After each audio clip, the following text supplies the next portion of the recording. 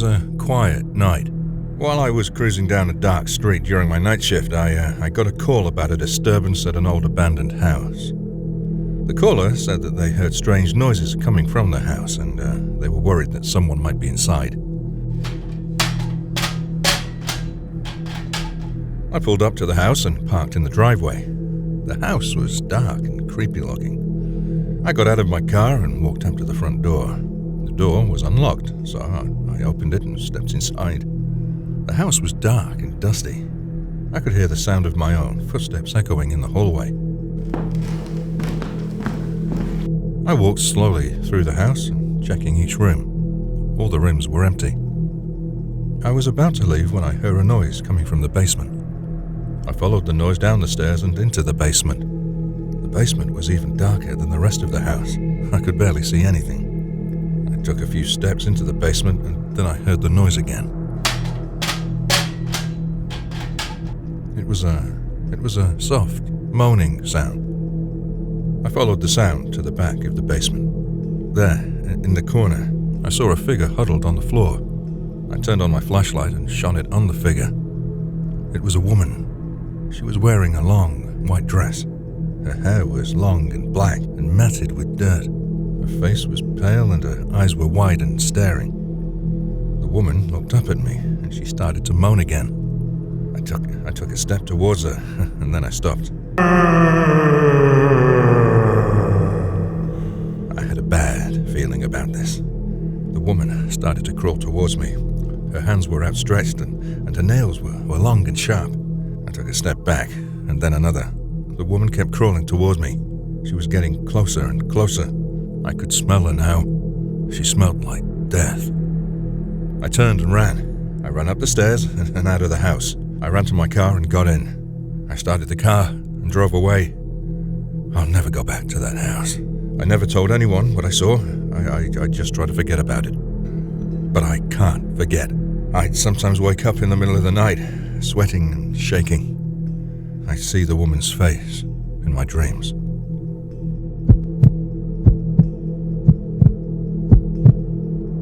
It was a late night and I was the only officer on duty. I was sitting at my desk, finishing up some paperwork, and I heard a noise. I looked up, but I didn't see anything. I got up and walked over to the door, but it was locked. I tried the window, but it was also locked. I was starting to feel uneasy. I went back to my desk and sat down. I tried to focus on my work, but I couldn't stop thinking about the noise I heard. I got up and walked around the station, checking all of the doors and windows. They were all locked. I was about to go back to my desk when I heard the noise again.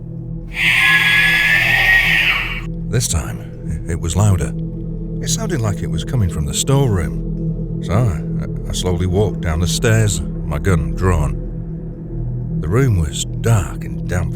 I could hear the sound of dripping water. I took a deep breath and stepped into the room. The room was empty, except for a few old filing cabinets.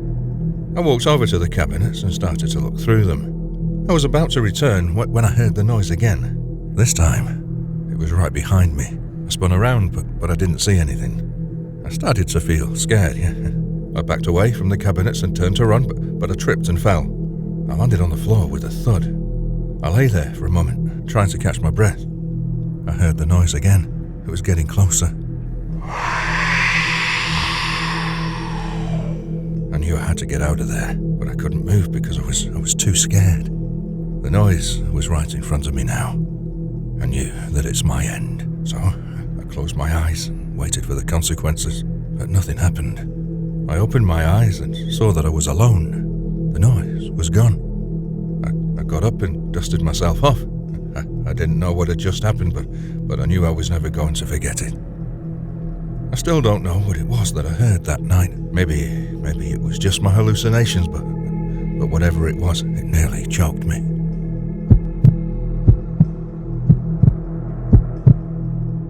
I was working in the investigation room. I was going over the evidence from a recent murder case when I heard a noise. I looked up, but I didn't see anything. I got up and walked over to the door, but it was locked. I tried the window, but it was also locked. I was starting to feel uneasy. I went back to my desk and sat down. I tried to focus on my work, but I couldn't stop thinking about the noise I heard. I got up and walked around the room, checking all of the doors and windows. They were all locked. I was about to go back when I heard the noise again. This time, it was louder. It sounded like it was coming from the closet. I slowly walked over to the closet and opened the door. Closet was empty, except for a few coats and a hat. I was about to assume that these were just my hallucinations when I saw something out of the corner of my eye. I turned around and saw a figure standing in the doorway. The figure was tall and thin, and it was wearing a black cloak. I couldn't see its face, but I could feel its eyes staring at me. I froze. I was too scared to move. The figure took a step toward me. I took a step back. The figure took another step toward me. I took another step back. The figure was now right in front of me, and I went unconscious straight away. I could feel its breath on my face at that time. I woke up after a couple of hours. The figure was gone. I was alone in the investigation room. I don't know what happened that night, but I'm glad that I made it out alive. I've never been back to that investigation room since.